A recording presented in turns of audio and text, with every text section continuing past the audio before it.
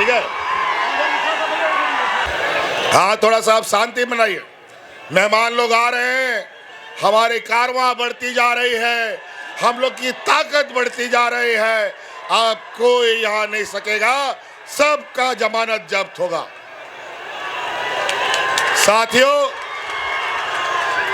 आप सबको मालूम है हमारे गांव देहात में, रुको थोड़ा शांति, यहाँ महिलाएं लोग हैं, भाई लोग थोड़ा शांति बनाओ। अरे अच्छी बातों को सुनो और कैसे जवाब दोगे हमारे विपक्ष को? अगर बातें नहीं सुनोगे तो सुनो, आज आप लोग का हम लोगों ने कितना बड़ा बड़ा काम किया। आज देखो महिलाओं के खाते में 1,000 रुपया जा रहा है कि नहीं जा रहा है? माताओं बहनों बताइए। और हमारा संकल्प है फिर से संजय यादव जी को यहाँ जिताइए, सरकार बनाइए, 5 साल के अंदर आपके खाते में 1-1 लाख रुपया भेजने का हम आपको वादा करते हैं। और साथियों, कई ऐसी चीजें हैं, आज हमारे गरीब गुरुआ लोग अपना दुख तकलीफ में महाजनों से उधार लेते हैं, कर्जा लेते हैं। कभी बच्चा का स्कूल का फीस भरता है, कभी इलाज कराता है, कभी बिजली का बिल भरता है। और बिजली का बिल नहीं भरने से कोर्ट कचहरी पुलिस थाना हो जाता है। आपका ये बोझ, सारा का सारा बोझ आज हमने अपने कंधे पर लिया। आपका सारा बिजली का बिल हमने माफ कर दिया। बिजली का बिल माफ हुआ कि नहीं? हो गया। चलिए, आपको हल्का लगा, बोझ हल्का हुआ। चलिए, कितना बड़ी बात है। और इसीलिए साथी, आज आपके दुख तकलीफ को हमसे ज्यादा ये भाजपा का लोग नहीं बता सकता, ये व्यापारी गुजराती लोग नहीं बता सकता। ये लोग देने वाले लोग नहीं है, ये लोग खून चूसने वाला लोग है। इससे बच के रहने का काम करना है। आज ये लोग झूठ का जुमला जहां तहां बड़े बड़े नेताओं के माध्यम से बोल रहा है। ये लोग आज के हमारे हिंदू मुस्लिम सिख ईसाई भाइयों के बीच में सांप्रदायिक तनाव फैलाना चाहता है। आज ये कहता है कि बटेंगे तो कटेंगे। झारखंड में ना कोई बटा है, ना झुका है, ना टूटा है, लेकिन इस लोकतंत्र में वोट के माध्यम से इनको कूटना जरूरी है, याद रखिएगा।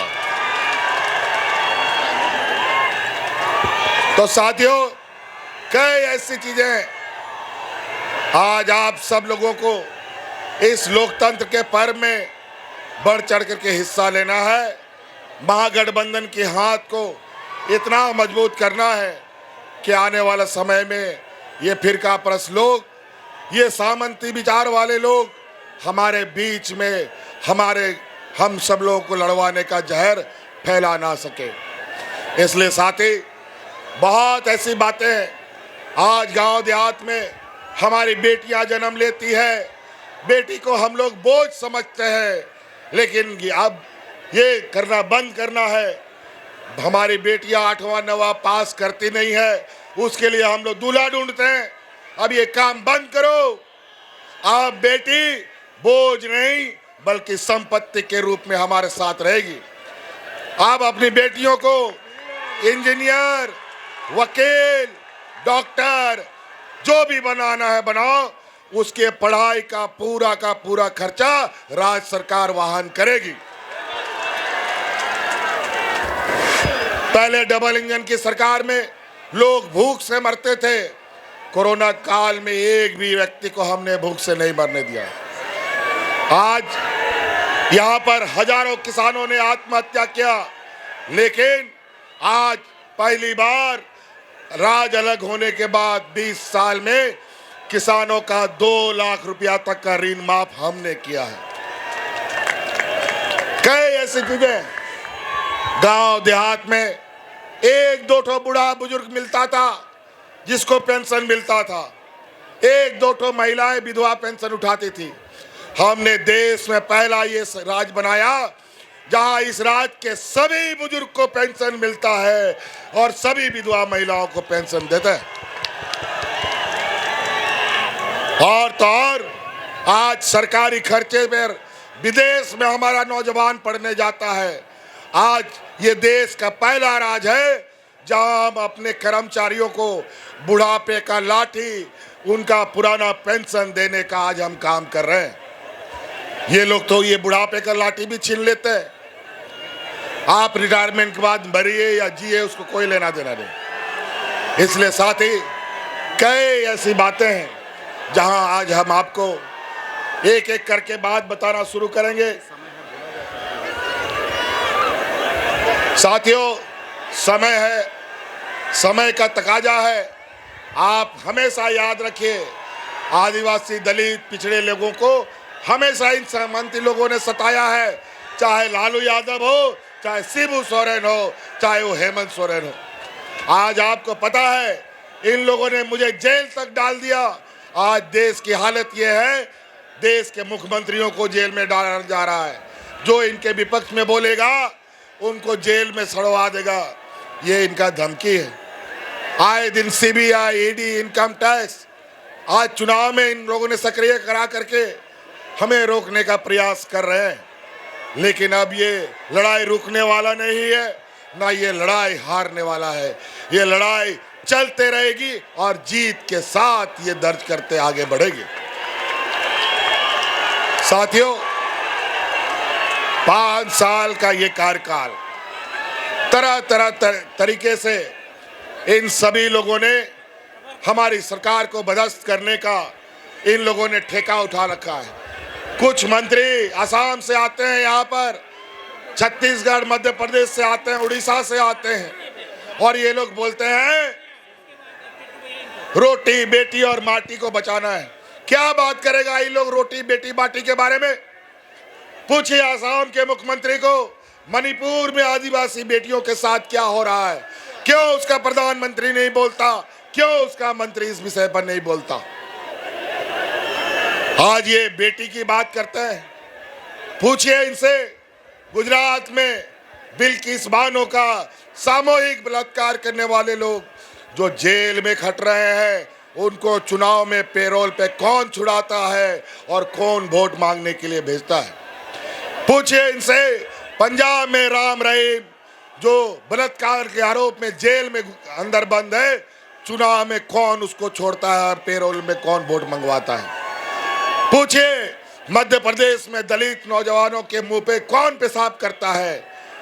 यही भारतीय जनता पार्टी का लोग, यही एनडीए की जमात।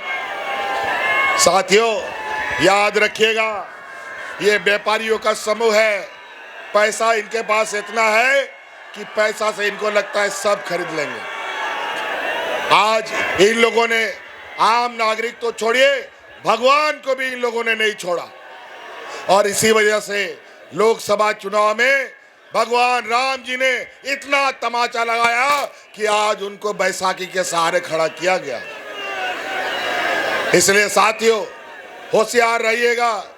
ये किसी भी हद तक आपने चुनावी परचम को लहराने के लिए काम करते हैं, किसी भी स्तर तक ये नीचे उतरते हैं। और आप सब लोगों से, गांव-गांव के लोगों से ये आग्रह है, आज सुख दुख में अगर कोई खड़ा रहता है वो इंडिया गठबंधन के लोग खड़े रहते हैं। आज भूमि अधिग्रहण कानून, आज जंगल जमीन बचाने की बात, आज ये बताओ, ये लोग माटी का बात करता है।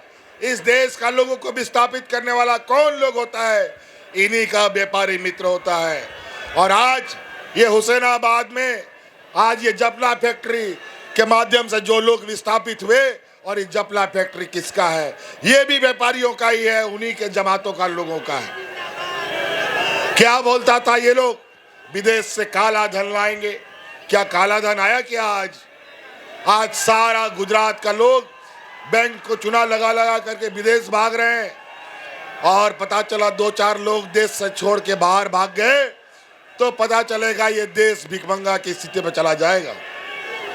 आज रुपया का स्थिति इतना खराब है, आज रुपया अपने पैर पर नहीं बल्कि अपना सर के बल खड़ा है, और ये किस दिन ये गिर जाएगा और खत्म हो जाएगा कुछ पता नहीं।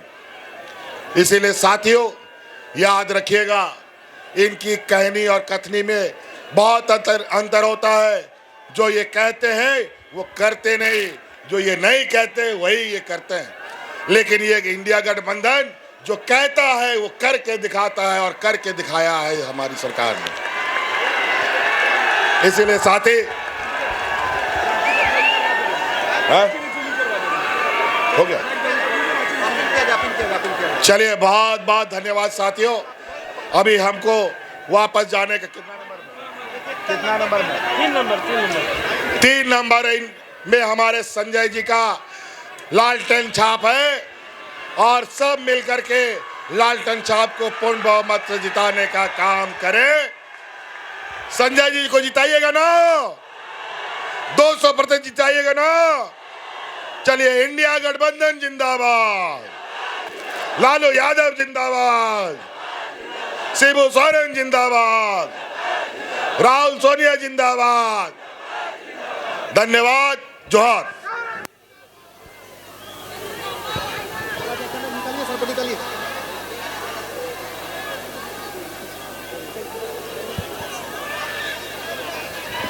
Hello hello, testing. Hello hello, टूटू जी जिंदाबाद।